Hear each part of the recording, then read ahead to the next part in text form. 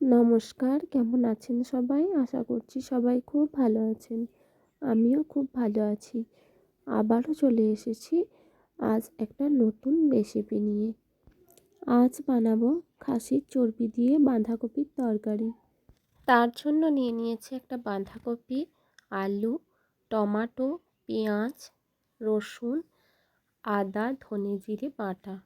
যেহেতু খাসির চর্বি দিয়ে করব, চর্বি তো নিতেই হবে, আপনাদের যেমন ইচ্ছা সেরকম নেবেন, তবে অল্প পরিমাণে, বেশি নয়। প্রথমে পেঁয়াজ, টমেটো, রসুনটা সরিষার তেলে ভালো করে একটু লাল লাল করে ভেজে নিয়েছি।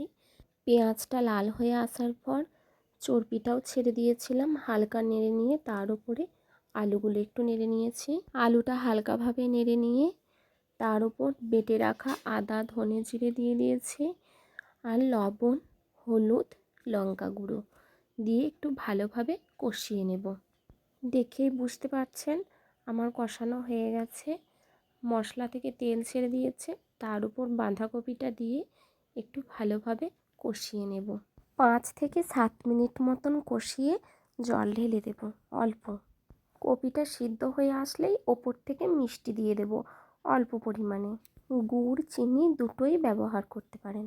দেখুন তরকারিতে আলুটা সেদ্ধ হয়ে গেছে, মানে কপিটাও সেদ্ধ হয়ে গেছে। এরপর নামানোর পালা।